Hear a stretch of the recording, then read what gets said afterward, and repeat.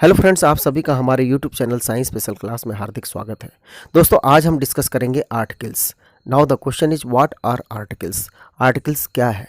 Friends, a, an और the को articles कहा जाता है।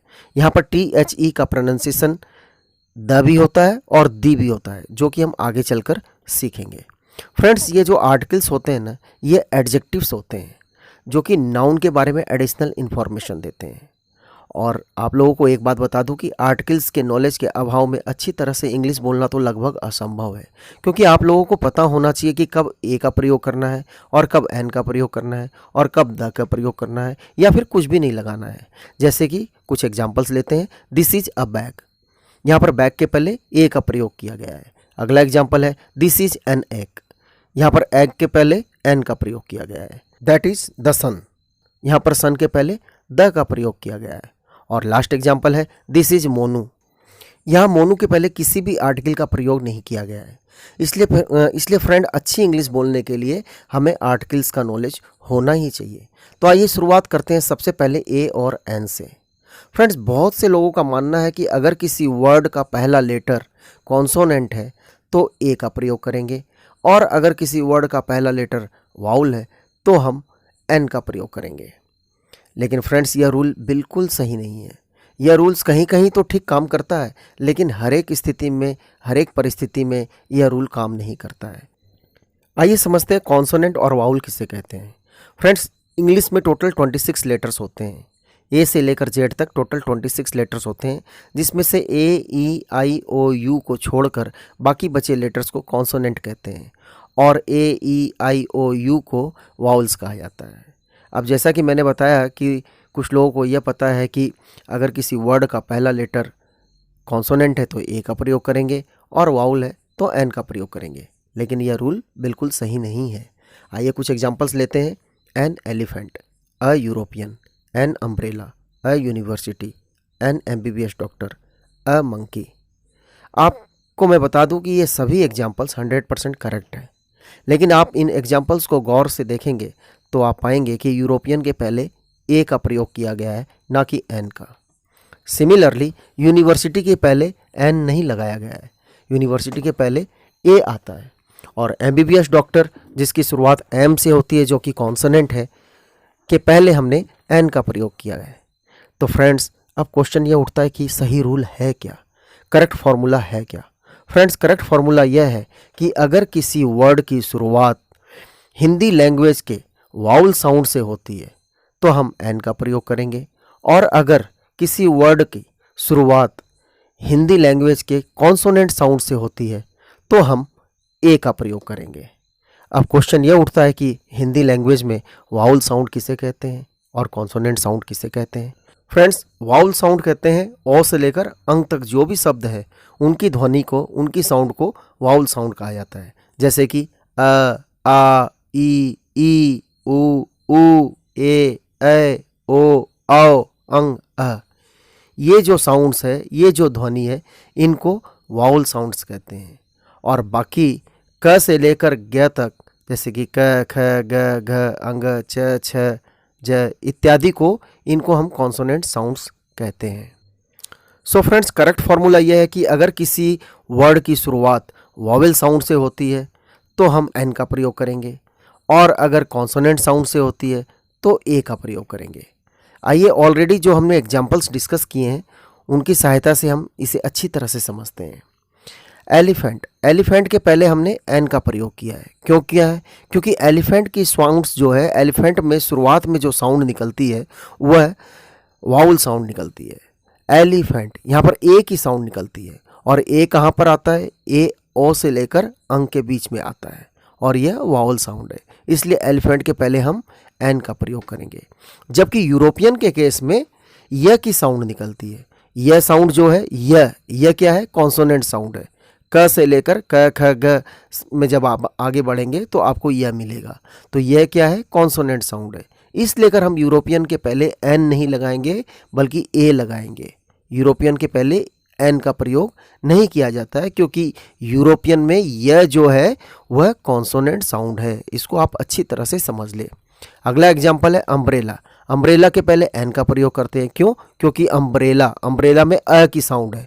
हमें साउंड पर ध्यान देना है, हमें लेटर के ऊपर नहीं ध्यान देना, लेटर की बनावट पे ध्यान नहीं देना है, हमें साउंड पर, किसकी साउंड निकल रही है, किसकी ध्वनि निकल रही है। तो अम्ब्रेला में अ की ध्वनि निकल रही है और आपको पता है कि अ क्या है? वाउल साउंड है। ठीक है।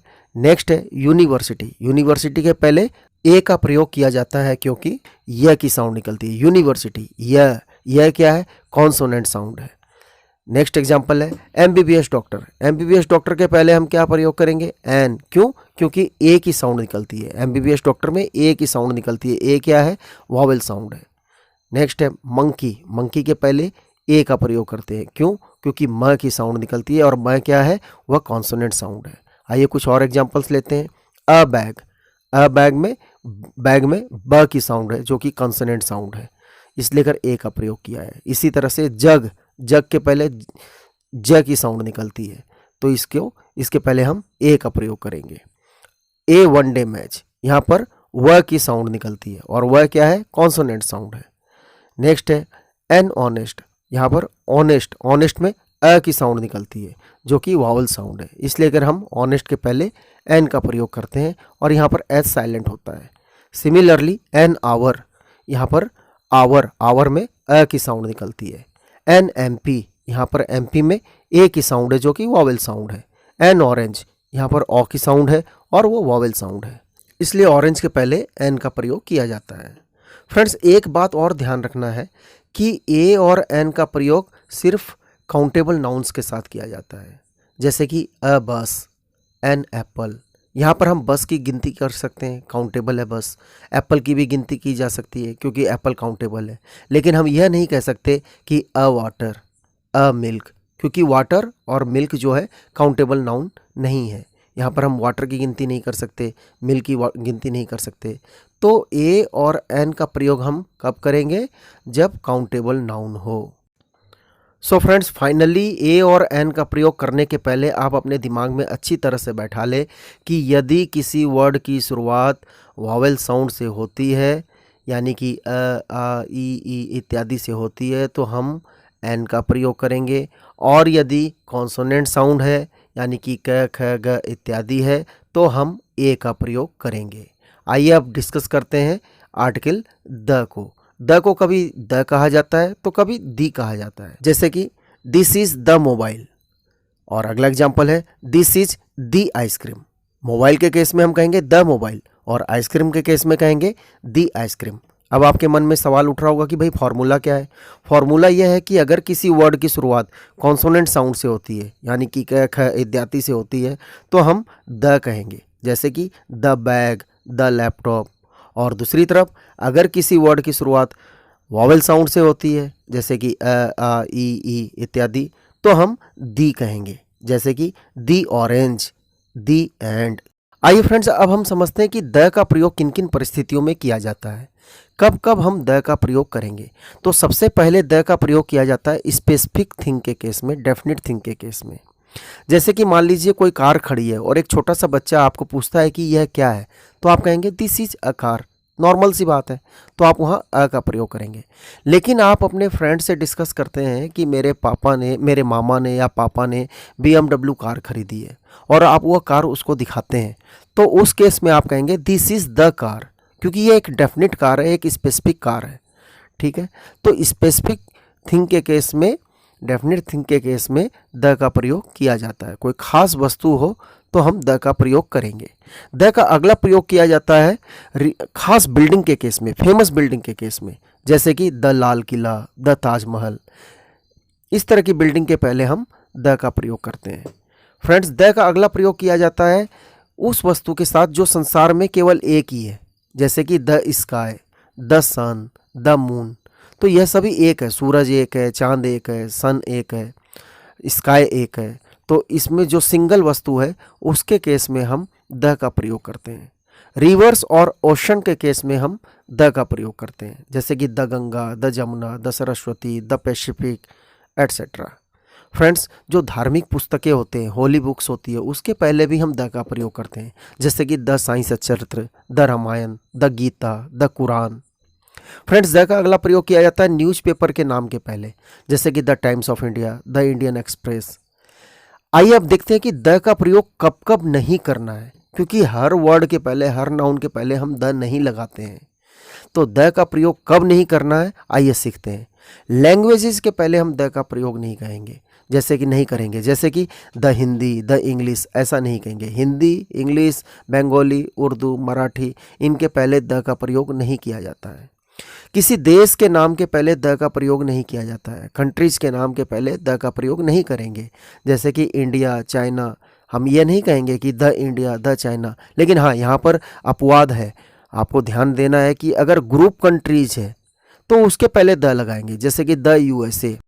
फ्रेंड्स, अगर किसी कंट्री का नाम बहुवचन में है, प्लूरल है, तो उस केस में भी हम द का प्रयोग करेंगे, जैसे कि the Maldives, the Netherlands.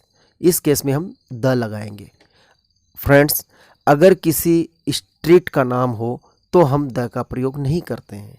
Street के नाम के पहले द का प्रयोग नहीं किया जाता है, जैसे कि एमजी रोड, पार्क स्ट्रीट, इसके पहले द का प्रयोग नहीं करेंगे। फ्रेंड्स, किसी शहर के नाम के पहले भी हम द का प्रयोग नहीं करते हैं, जैसे कि दिल्ली, मुंबई, कोलकाता, इनके पहले द का प्रयोग नहीं किया जाता है। किसी इंसान के नाम के पहले भी द का प्रयोग नहीं किया जाता है, जैसे कि मोनू, हरी। हम ऐसा नहीं कहेंगे कि द मोनू, द हरी, यह कहना गलत है।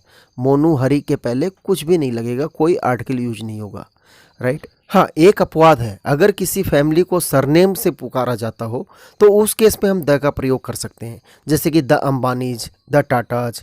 ओके फ्रेंड्स, आइए आगे बढ़ते हैं। गॉड के पहले द का प्रयोग नहीं किया जाता है, द गॉड ऐसा नहीं कहेंगे। फ्रेंड्स, मैन, वुमेन, इनके पहले भी द का प्रयोग नहीं किया जाता है। स्कूल, हॉस्पिटल, इनके नाम के पहले भी द का प्रयोग नहीं किया जाता है। किसी डिजीज़ के पहले द का प्रयोग नहीं करते हैं, जैसे कि फीवर, कैंसर, इसके पहले द नहीं लगाया जाता है। ब्रेकफास्ट, डिनर, लंच, इनके पहले भी द का प्रयोग नहीं किया जाता है। फ्रेंड्स, आशा करता हूं कि यह वीडियो आप सभी को पसंद आया होगा। वीडियो को ज़्यादा से ज़्यादा शेयर करें, बहुत ज़्यादा शेयर करें, ताकि यह वीडियो ज़रूरतमंद लोगों तक पहुंच सके और वो भी इसका फ़ायदा उठा सके। साथ ही साथ हमारा हौसला भी बुलंद रहे। और यदि आप नए हैं तो चैनल को ज़रूर से ज़रूर सब्सक्राइब करें, ताकि फ्यूचर में आपको और भी एजुकेशनल वीडियो देखने को मिल सके।